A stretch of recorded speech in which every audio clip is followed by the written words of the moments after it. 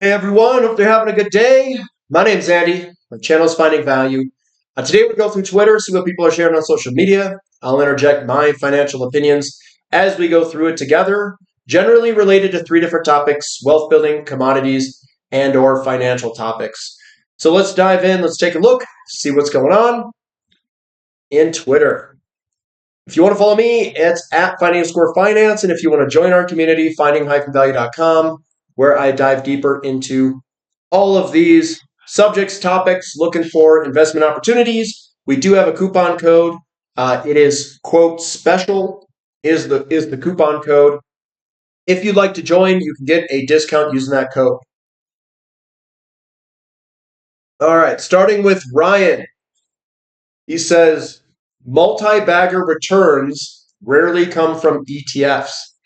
If you want 2, 3x plus, you need to look at individual stocks, think microcaps.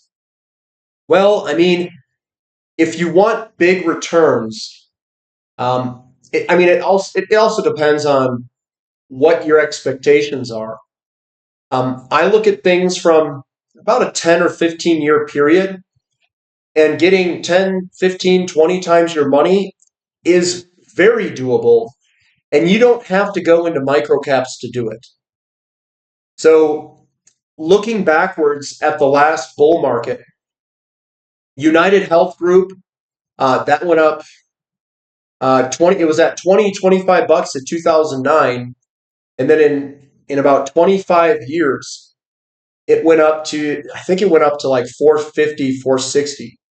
That's 15, 20 times your money. That's not a micro cap.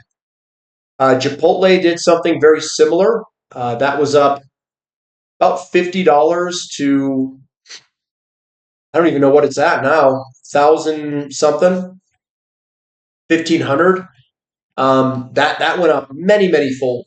That was not a micro cap. Just MasterCard, Visa, all of those companies did absolute killer from 2009, 10, which was the beginning of the bull market for that. And they went up 10, 20x, and they were not microcaps. So I think it depends on your time frame of what this guy's talking about. I think it's very easy to outperform ETFs so long that you just choose companies that you see growing around you. It's a little bit more difficult in the commodity space to find really good companies, I would say. But I do think we're coming into a commodity bull market. I think we are putting in bottoming patterns and breaking the bottoming patterns now. And we will go into a 5 to 10 year bull market in commodities. Commodity companies generally do better in shorter periods of time. The downside is they generally have a lot more volatility. The volatility is what scares a lot of people out of stocks because they see their market values go up and down. And a lot of the time, you can't time your purchases perfectly. So in the beginning, you generally see a negative number at some point. So you're down 10, 20, 30% because you can't perfectly time the bottom. And that's why we have strategies of cost averaging in and stuff like that. Charlie Valillo says the longest yield curve inversion in history ended 2 weeks ago, with the 10-year yield moving above the 3-month yield. The S&P 500 gained 62% during the inversion, dispelling the myth that inversions are bearish for stocks. And I've been hearing that we were going to have a recession ever since 2021. The yield curve inverted. Everyone's like, we're going to have a recession, we're going to have a recession, we're going to have a recession. You better get out. Huge crash is coming. Now, we could be getting that here soon. To me, it looks like the yield curve uninverting. This is when you have to worry. And it seems like no one's worrying anymore about it. So when the yield curve uninverts, just like he has here, where the 10-year yield moving above the 3-month yield, that's generally when you need to worry. I mean, that's when the slowdowns generally occur. Lindsay Stamp says, once you hit early to mid 30s, you start to see who did the right things with their money in their 20s and who didn't. What's your take on this statement? I I'm not really sure. I don't pay attention to other people. I'm not sure what people do with their own money. I don't know how much they have. I don't gauge anything by what they own.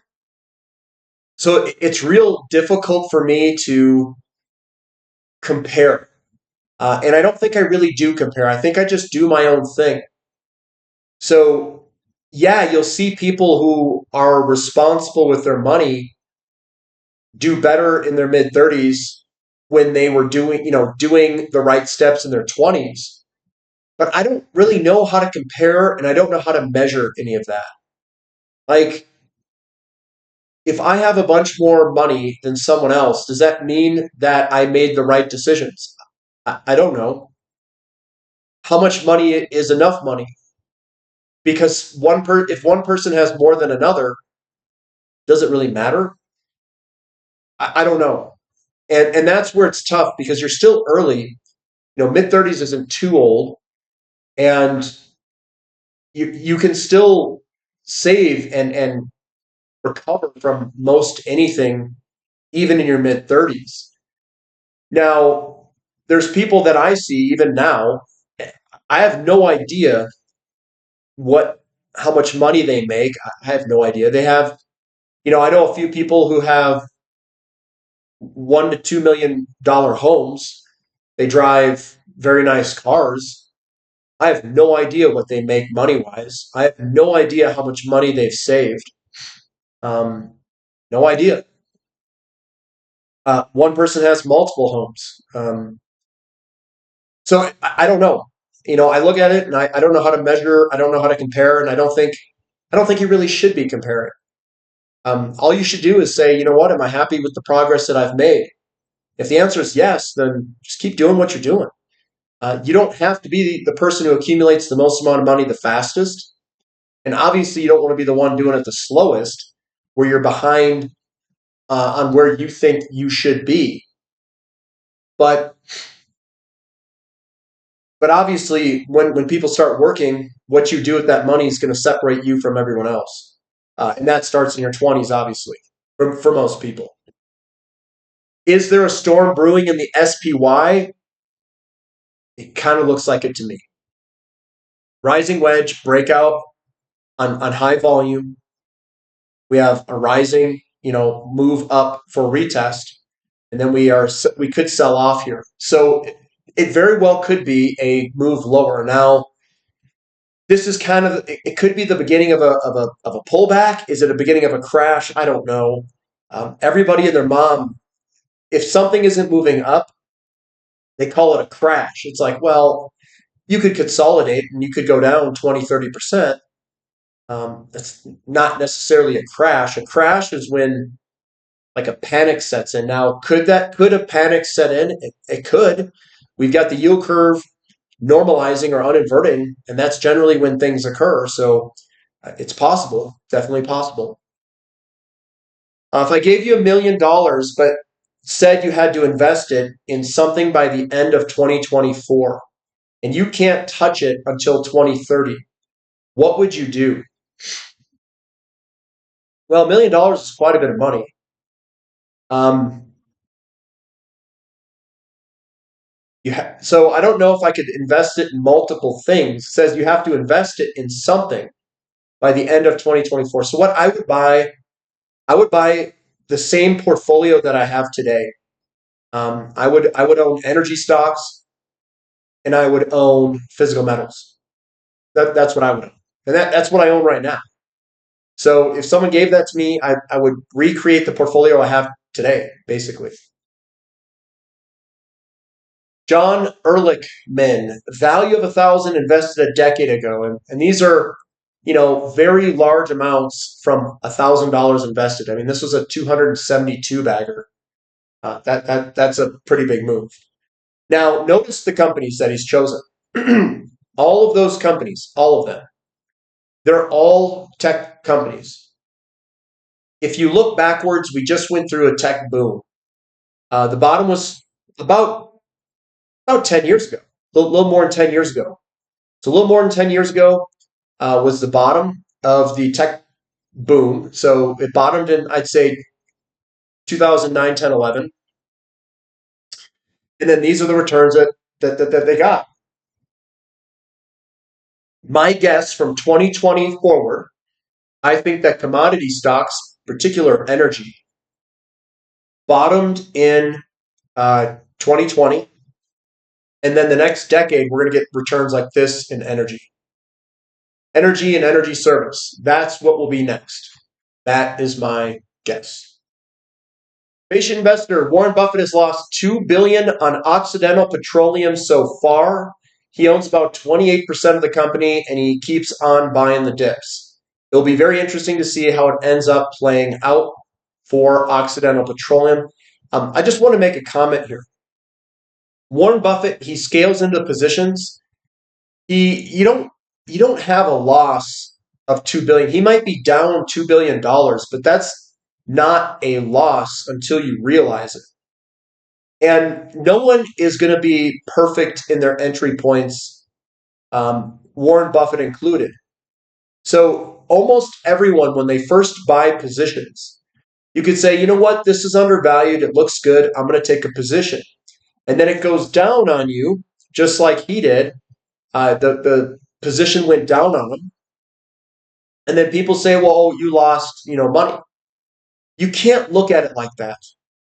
It's too pessimistic because for a lot of positions, when you first enter them, you're going to see them be volatile. You're going to be down in it.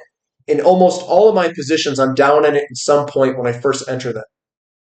And then the time that you take, a longer time frame, if the company's undervalued and the company's good and you're going and buying it out of cycle and it's coming into cycle, which takes years, not like 6 months, you could see your position go down in the beginning and then you make many thousands of percents as you go through the big bull market. Warren Buffett's, he's not immune to volatility either. But I wouldn't look at it like, oh, he lost $2 billion on Occidental Petroleum. A loss is that's when you realize that you can't get it back. He's in the game and he's acquiring this position in Occidental Petroleum. He wants to be a part of this for what is coming. And I'm the same way. It's like, oh, you didn't get the perfect entry point. No one does. No one buys the exact bottom. If you did, pat yourself on the back, you got lucky. Peter Brandt says, this is the mother of all chart coils, and this is the Shanghai Composite Index. It's just squeezing up, ready to break. The only thing that I'll say that is negative is that their demographic is pretty rough in China. But with the strong dollar that we've got, if the dollar does turn and go lower, we could see emerging markets rip. So that's a positive. The negative is they're going through their demographic, their real estate crash. It's pretty ugly. Warren Buffett says a tolerance for short-term market swings improves our long-term prospects. And that goes along with this right here. Oh, he's down $2 billion. Like, well, he's acquiring it. He's buying it now. EIA, crude inventory levels were down 4.237 million barrels. Cushing was down 0.32. Gasoline was slightly up 1.63, and distillates were down 1.694. So we've got a draw of about 4.5 million across all of those. Eric Nuttall says, to some, this is an oil glut. To others, it is a market with record high demand, inventories at record lows, sputtering U.S. shale, disappointing non-OPEC supply growth, and 4 million barrels per day of OPEC spare capacity tightly held by those with a will and intent.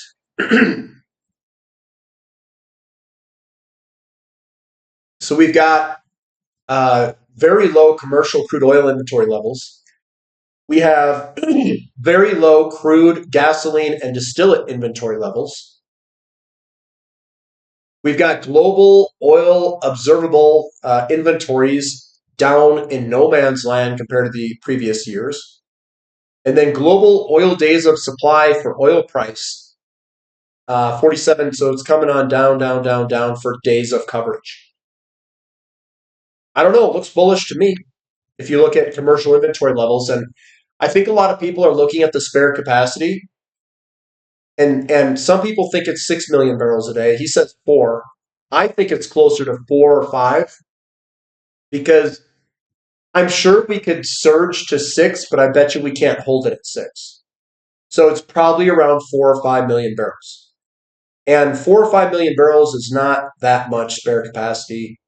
It's about 4% on what we've got today.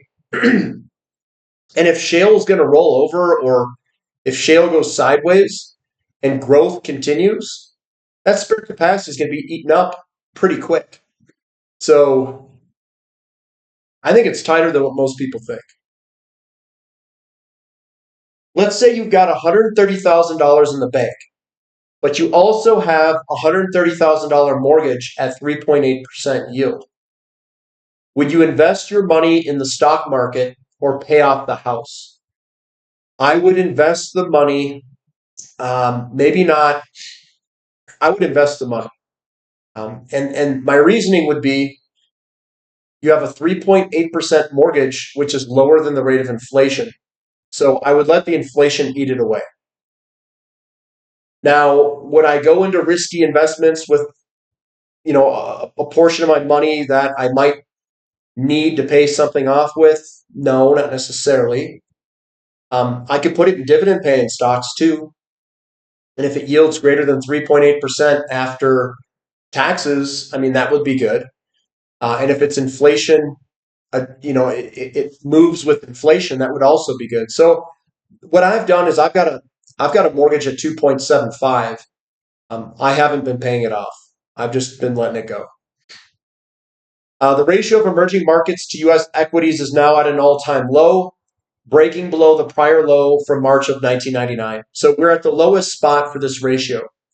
This is where I buy. I mean, you just start buying it here at some point, and then you just sit and you wait. Some people will say, "Oh, the chart doesn't look good. It could still go lower." It's possible, definitely. But when would you start buying it? Would you wait for a downtrend line break? Would you wait for the dollar to break lower? Because this is really the dollar here that's going to determine some of this stuff. So you could just wait for a trend line break, perhaps, or the dollar to start to break down.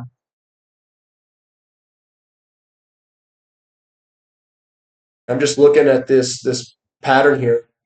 Looks somewhat similar to some of the stuff that we're seeing in tech. Canadian natural gas production hit a record high. So Western Canadian daily natural gas production up there, you can see it hitting an all-time high there.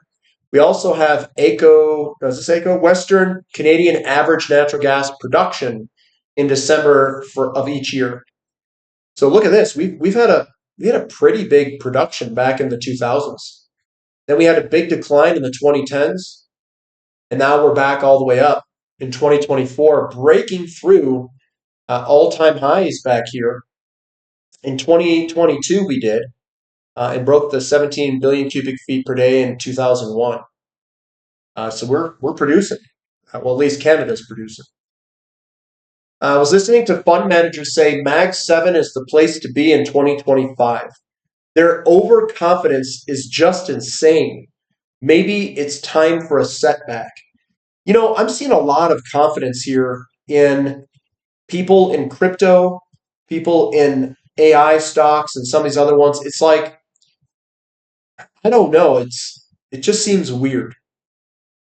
And he said this, and I feel the same way. It's like, geez, these guys are really confident that this is just going to keep going, going, going, and going. And that's kind of when you got to get scared. You get scared when the retail crowd gets super confident over something. China's energy consumption continues to soar, including coal, oil, and gas. And look at how much coal, Jesus. I mean, this is a huge amount that it's blown out since the 1960s. Now, do you think we can offset this and turn it back around? I'm not sure. I'm not so sure. I don't know. To me, it looks like everything's just additive and that nothing's really displacing anything. And coal is growing rapidly. Like the area here, this thickness is way bigger than the thickness here, which is way bigger than the thickness here, and so forth. So it looks to me like everything's ramping quite substantially for China. Ramet says, the single most important factor to getting rich is getting started, not being the smartest person in the room. So just get started. Whatever you want to do, get started.